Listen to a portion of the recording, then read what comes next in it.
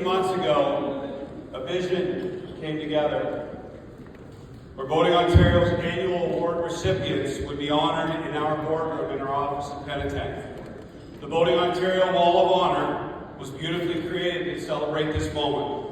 In order to pave the path for tonight's 2023 winners to have their time on the wall, our 2022 award winners, Doug Bunker, Jared Chartrand, Croft Industrial, and Meaford Harbor will all soon receive their framed award pictures to help them recall their moment for many years to come. May I please have one last round of applause for our 2023 award winners.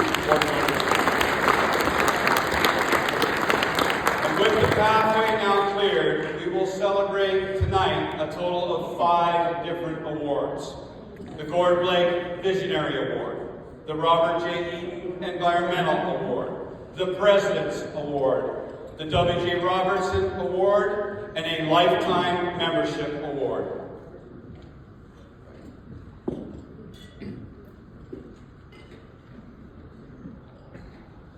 The Gord Blake Visionary Award recognizes an individual or a business who has made significant contributions in the field of innovation or successful leveraging an opportunity of visionary leadership while in the boating industry.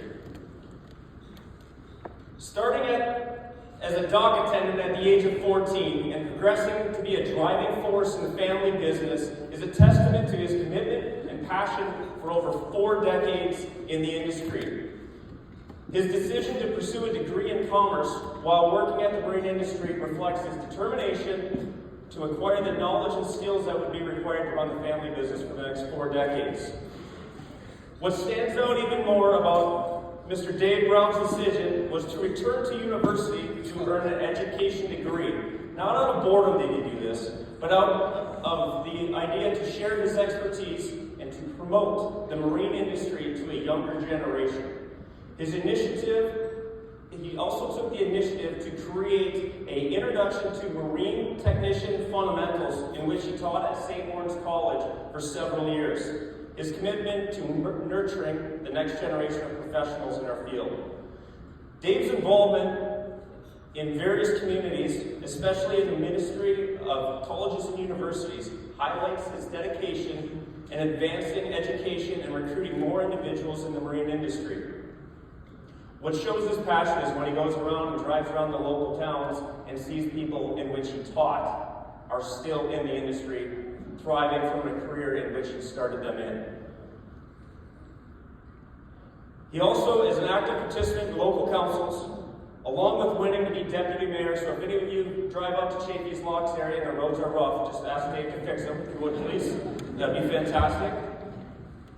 So it is clear that Dave embodies the spirit of the Gord Blake Award by constantly promoting the boating industry, contributing to education, the growth of individuals in the field. His impact is not only seen in the success of his students, but also the positive changes in which he has made to the community. Congratulations to Mr. Dave Brown from Brown's Marina on receiving the Gord Blake Award. This recognition is well earned and richly deserved.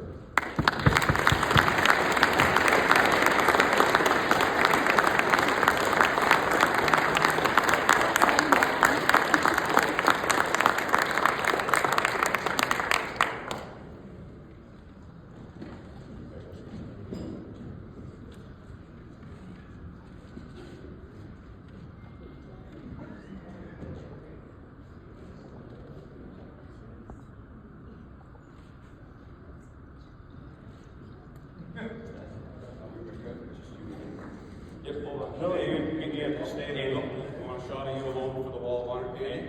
Just a shot of Dave on his own.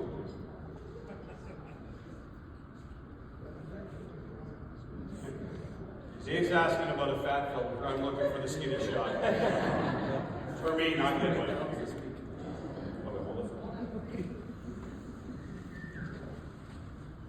So, big difference between this afternoon and this evening? Mostly wine? Glasses? Notes? So forgive me, I spent a long time on this, and I want to make sure the words are right, and I think it's important to engage with eyes, but it's important that I get the words out. So I'm going to concentrate on getting the words just right. So thank you, Brad, and everyone at Boating Ontario. And the ad-lib part is, I don't deserve this honor, honestly, when we find out what I've learned about Gord Blake. So it's quite humbling to be here tonight to receive this recognition. If you follow me on Facebook or LinkedIn or TikTok, you'll likely know me as someone who occasionally will vent. Many say rant. About a particular issue that I felt warranted, needed saying. And let me tell you, Gord Blake was one of the original ranters. When he spoke up during open mic in a room filled like this, and church lead sessions, not only did we listen, but we often joined him in his quest to right wrongs and to fight government. In preparing my words for today, I realized that while I may remember Gord Blake through early Boating Ontario conferences, there's an entire generation of Boating Ontario members who don't know what a force he was in his time. In order to gain some further insight into Gord, I reached out to Rick and Dwayne at Boating Ontario to see what they could dig up in the archives. This is prior to Google. I couldn't find anything about Gord on Google.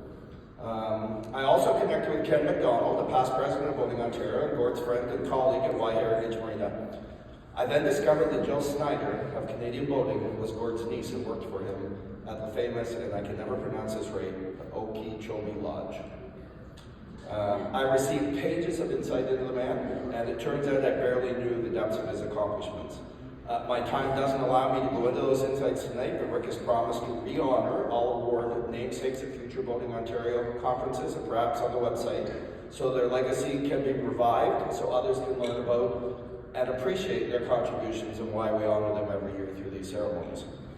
Our only true legacy is the memories we leave behind. Once the memories of us are gone, so too is our legacy. And as I approach the second half of my life, I start to think about my legacy. We influence people every day by what we say, what we do, by what we write, create, and share. All that influence adds up. What will people say about us when we're gone?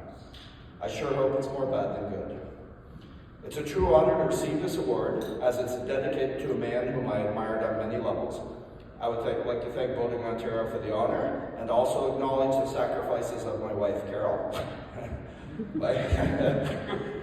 my son, Spencer, and also my manager, Carolyn, who indulge me and have to put up with me on a daily basis. No small feat.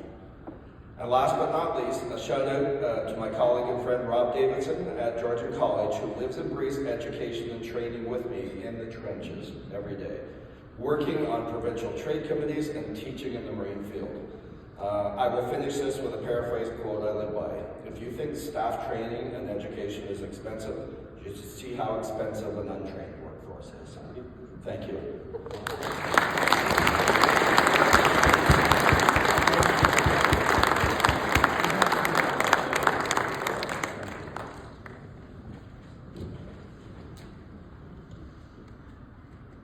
The Robert J. Eaton Award.